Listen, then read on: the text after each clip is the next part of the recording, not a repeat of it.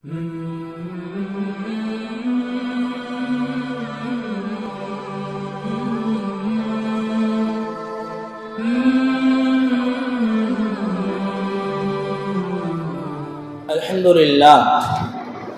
لله الواحد القهار الصلاة والسلام على رسوله المختار وعلى آله الأطهار وأصحابه الأخيار أما بعد فقد قال الله تعالى في القرآن العظيم والفرقان المجيد بعد أعوذ بالله من الشيطان الرجيم بسم الله الرحمن الرحيم فاصلحوا بين أخويكم صدق الله العليم وقال رسول الله صلى الله عليه وسلم ليس الكذاب الذي يصلح بين الناس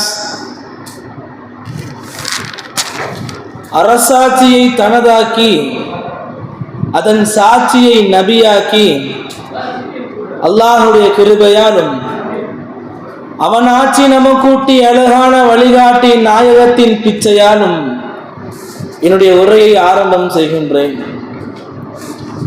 அன்பிற்கும் மரியாதைக்கும் கூறிய அல்லாஹுடைய நல்லடியார்களே, ஆங்கிலத்திலே ஒரு வார்த்தை ஒன்று சொல்லுவார்கள், கன்ஃபார்மேஷன் என்பதாக சொல்லுவார்கள், அதாவது இணக்கம். நம் அனைவர்களும் ஒரு வார்த்தையை கேள்விப்பட்டு இருப்போம், நாம் இருவர் நமக்கு இருவர் என்பது சொல்வதை போன்று இணக்கம் அது நமக்கு மட்டும் இருந்தால் போதும் என்பதாக மக்கள் வாழ்ந்து கொண்டு இருக்கிறார்கள்.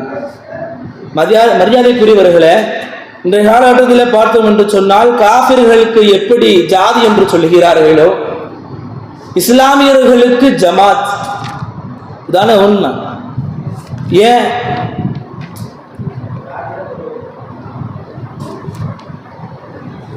இத்தனை ஜமாத் என்று சொன்னால், நாங்கள் அஞ்சுவதும் அடிபணிவதும் அல்லாஹ் ஒருவனுக்கு என்பதாக ஒரு கூட்டம். பார்த்தா அவன் எல்லா சட்டத்தையும் செய்வான். ரெண்டாவது என்ன, நாங்கள் ஊருக்கா போய் இஸ்லாத்தை பரப்புவோம் என்பதாக ஒரு கூட்டம்.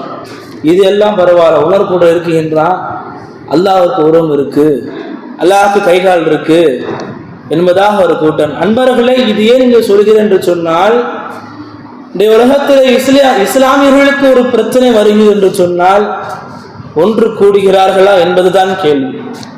இதுவே நீங்க மௌலுது ஓதுங்களேன், ஒரு ஊதுவத்தி கொளுத்துங்க, மௌத்தாபனுக்கு யாசனை ஓதுங்க, ஒரு கூட்டம் போட்டுருவாங்க. கேட்டா பிதஅத் ஒழிப்பு மாநாடு, இதுக்கெல்லாம் ஒன்று கூடுவான், இதுக்கெல்லாம் காசுகளை ஒழிப்பான்.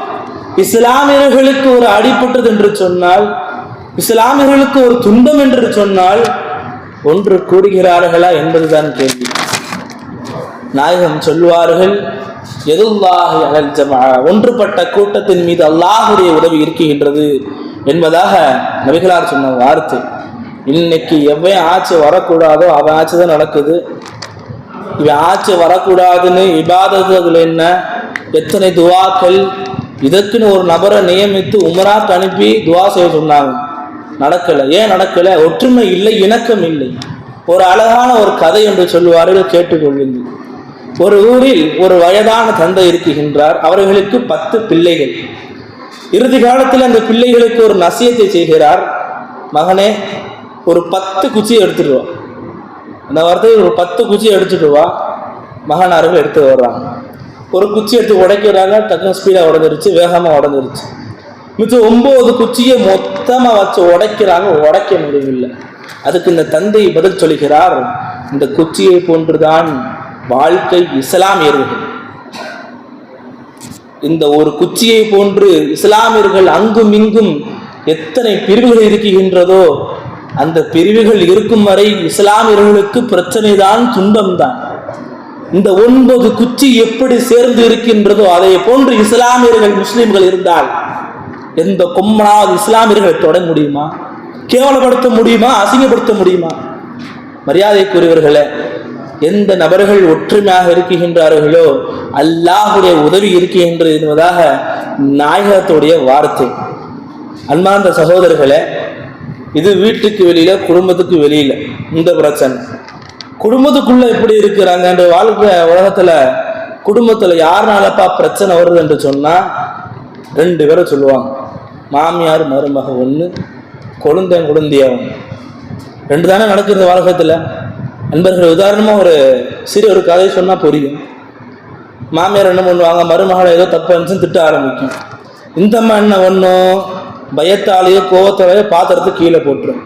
இதை பார்த்த கொழுந்தி என்ன ஒன்றும் புருஷகார் வந்தோன்னே, இங்கே பாருங்கண்ணே, எங்கள் அம்மா திட்டும் போது பாத்திரத்தை போட்டு உடைக்கிறா, இன்னைக்கு தரையில் போட்டு உடைப்பா, நாளைக்கு மண்டையில் போட்டு உடைப்பா, என்ன கேரண்டியும் இல்லை வாரண்டியும் இல்லை, என்னென்ன இது சும்மா லைட்டாக பற்ற வைப்பா. இந்த புருஷகாரன் என்ன பண்ணுவேன், நீ எப்படி எங்கள் அம்மா அடிக்க போச்சுன்னு அடிப்பேன். அடி வாங்கின அம்மா இந்த அண்ணன் ஒன்றும் அத்தாக்கு ஃபோனை போடும், அத்தா என்னை அடிச்சு விட்டாங்க, அத்தா கூடும்போது ஒன்றும் அடிக்கிறாங்க எடுத்தான்னு ஃபோனை போடும். அவன் ஃபோன் என்ன பண்ணுவான், அங்காளி பங்களை கூட்டி வந்து குடும்ப பிரச்சனை என்ன பிரச்சனை யாரு, ஊர் பிரச்சனை யாரு. நண்பர்களே, இதுக்கு 2 வழி இருக்கின்றது. ஒன்று பொறுமை சபுர், இரண்டாவது என்னவென்று சொல்லி கேட்டால் இணக்கம். இவர்கள் மத்தியில ஒரு பிரச்சனை ஏற்படுது என்று சொன்னால் இவர்களை பற்றி இவர்களும் இவர்களை பற்றி இவர்களும் சேர்த்து வைப்பதற்காக வேண்டி ஒரு பொய்யை சொன்னால் நபிகளார் சொல்லுகிறார்கள், லைசல் கதாப் அல்லது, அவர் பொய்யன் அல்ல.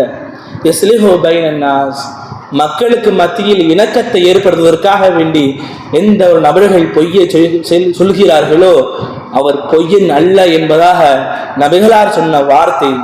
மரியாதைக்குரியவர்களே, இன்று எத்தனையோ பிரச்சனைகள், எத்தனையோ கஷ்டங்கள், எத்தனையோ துன்பங்கள் முஸ்லிம்களிடத்துல. நம் அனைவர்களும் ஒன்றாக ஒற்றுமையாக இருந்தோம் என்று சொன்னால் அல்லாஹு தாலா நாடினாலே தவிர யாராலும் எவனாலும் இஸ்லாமியர்களுடைய நிழலை கூட தொட முடியாது என்பதில் எந்த ஒரு சந்தேகம் இல்லை. சகோதரர்களே, இறுதியாக ஒரு வார்த்தையை சொல்லி முடிக்குகின்றேன். தமிழ்களில சொல்லுவார்கள், நொடிக்கு நொடி மாறிக்கொண்டு இருப்பது நேரமும் காலமும் மட்டுமல்ல, சில மனிதர்களும் கூடத்தான். இன்னைக்கு ஒற்றுமையாக இருப்பாங்க, நாளைக்கு சண்டை போட்டு இருப்பாங்க. அந்த மக்களோடு இணைந்து வாழ வேண்டும், அந்த மக்களோடு சந்தோஷமாக வாழ வேண்டும். அப்படியாப்பட்ட வாழ்க்கையை அல்லாஹு தாலா இம்மையிலும் மறுமையிலும் அனைத்து இஸ்லாமியர்களோடு அனைத்து முஸ்லிம்களோடு வாழுகிற பாக்கியத்தை அல்லாஹு தாலா மகசரிலும் வாழ்கின்ற வாழ்க்கையிலும் அல்லாஹு தாலா நம் அனைவருக்கும் தந்தருள்வானாக. வாஹிதவான் அல்ஹம்துலில்லாஹி ரப்பில் ஆலமீன். அஸ்ஸலாமு அலைக்கும் வரஹ்மத்துல்லாஹி வபரகாத்துஹு.